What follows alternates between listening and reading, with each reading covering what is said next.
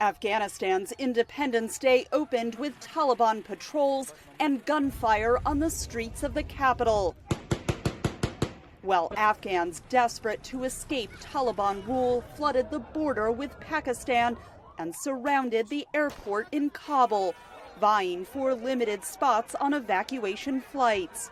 American soldiers seen here helping an Afghan woman scale the airport wall, but also holding back those crowds earlier with tear gas.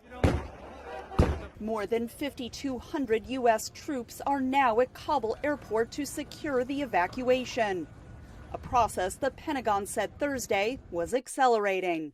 We intend to maximize each plane's capacity. We're prioritizing people above all else, and we're focused on doing this as safely as possible with absolute urgency.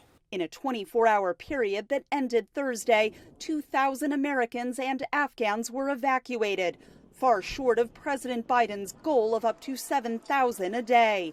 The president saying no mistakes were made in the U.S. withdrawal from Afghanistan. We're going to stay till we get them all out. Even as U.S. intelligence agencies say they consistently identified the risk of a rapid collapse of the Afghan government.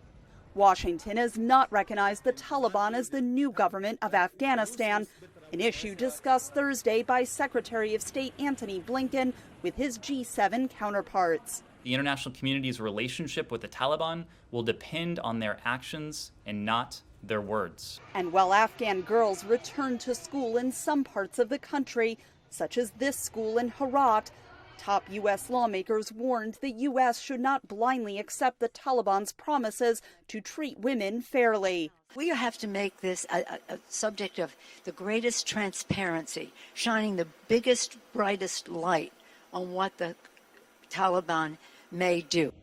Most Americans are skeptical the 20-year U.S. conflict in Afghanistan was worthwhile, according to a poll conducted this past week as the Taliban took control of the country.